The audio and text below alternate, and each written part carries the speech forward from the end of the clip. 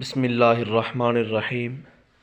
السلام علیکم ورحمۃ اللہ وبرکاتہ۔ احباب اکرام، اس ویڈیو کو مکمل سماعت فرمائیں۔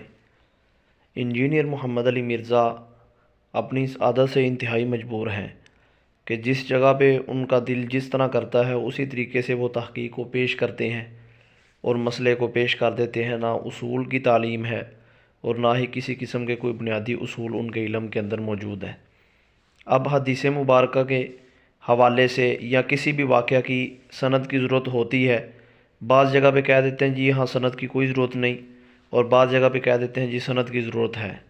صلح حسن رضی اللہ تعالیٰ عنہ کے متعلق کہتے ہیں یہاں سند کی ضرورت ہی نہیں ہے، اور دوسرے واقعات میں جو ہے وہ کہتے ہیں جی سند کی ضرورت ہے۔ جیسے امام سیوطی رحمۃ اللہ علیہ کے متعلق انہوں نے کہا کہ انہوں نے ایک حدیث جو ہے وہ بغیر سند کے ذکر کر دی ہے۔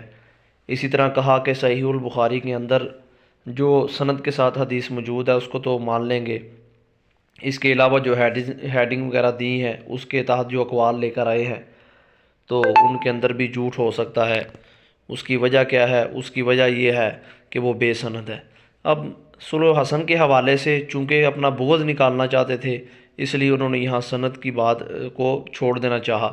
اگر وہ سند پہ بحث کرتے تو ان کا سارا جتنا بھی معاملہ تھا سارا وہ ٹال مٹول ہو کر رہ جاتا۔ بخوبی سے اندازہ لگائے اور انصاف کی نظر سے آپ سماعت فرمائیں۔ کتاب کو بتائیں، یہ بہت لوگوں نے سوال کیا۔ آج واقعہ کردار میں نے شیخ زبیر صاحب سے بھی کہا تھا، انہوں نے مجھے بتایا کہ تاریخ دمشق جو ہے سب سے بڑی تاریخی کتابوں میں سے ہے، ابن عساکر کی۔ اس میں کافی روایتیں ہیں، لیکن وہ کہتے ہیں ابن عساکر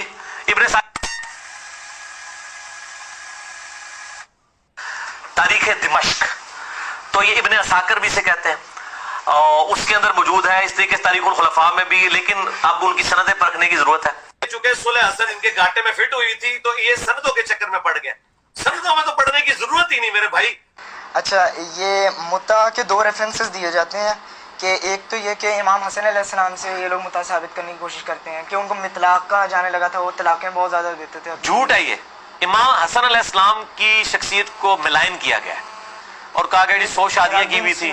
جلال الدین سیوطی نے بے سند روایتیں لکھی ہیں نا جی۔ جلال الدین سیوطی صاحب نے تو بہت کچھ لکھا ہوا ہے۔ چونکہ صلح حسن ان کے گھاٹے میں فٹ ہوئی تھی تو یہ سندوں کے چکر میں پڑ گئے۔ سندوں میں تو پڑھنے کی ضرورت ہی نہیں میرے بھائی۔ وہ جلال الدین سیوطی نے جو نبی الاسلام کی وفات کے آلموسٹ 900 سال بعد آئے، 911 ہجری میں فوت ہوئے، ایک بے سند روایت نقل کر کے اس امت کو فتنے میں ڈال دیا، اور لوگ کہہ رہے ہیں جی وہ روایت موجود ہے، اور روایت کی سند مانگے تو سند کوئی بھی نہیں۔ چونکہ صلح حسن ان کے گھاٹے میں فٹ ہوئی تھی تو یہ سندوں کے چکر میں پڑ گئے۔ سندوں میں تو پڑھنے کی ضرورت ہی نہیں میرے بھائی۔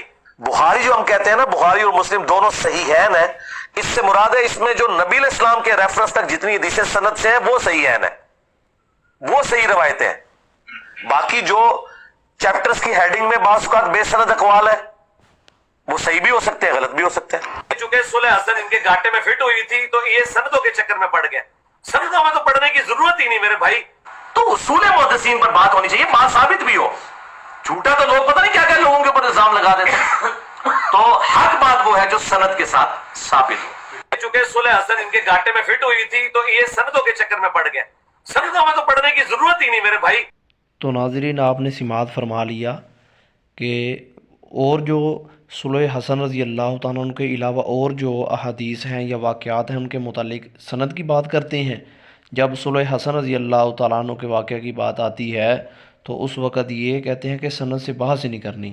اگر اس وقت جو امام جلال الدین سیوطی رحمۃ اللہ علیہ کے متعلق کہا کہ انہوں نے بغیر سند کے حدیث کو نقل کر کے وہ جو ہے امت کو لڑوا دیا ہے، تو صلح حسن پہ جو بغیر سند کے یا غلط سند کے ساتھ واقعہ پیش کر رہے ہیں اس کے بارے میں آپ کا کیا خیال ہے؟ کچھ تو انصاف سے کام لیں سننے والے، اور جو بھی احباب سماعت فرمانے والے ہیں سب انصاف سے کام لیں کہ اصل بات ہے کیا، اصل بات کو سمجھیں اور پھر اعتراض کریں۔ خصوصاً میرا انجینئر محمد علی مرزا کے فالوور سے یہ گزارش ہے کہ بات کو سمجھنے کی کوشش کریں اور ان دلائل کو سمجھیں، گفتگو کو سمجھیں۔ صرف اور صرف اندھی تقلید تو پھر اس کا یہی مطلب ہے جس طرح کوئی کہہ رہا ہے اسی طرح یہ آپ مان رہے ہیں اور پھر کہہ رہے ہیں کہ ہم تحقیق کرتے ہیں، ہم محقق بنے ہوئے ہیں۔ بغیر علم کے بغیر بات کو سمجھے ہوئے تحقیق کس طرح ہو سکتی ہے؟ اللہ رب العزت بات سمجھنے کی توفیق عطا فرمائے۔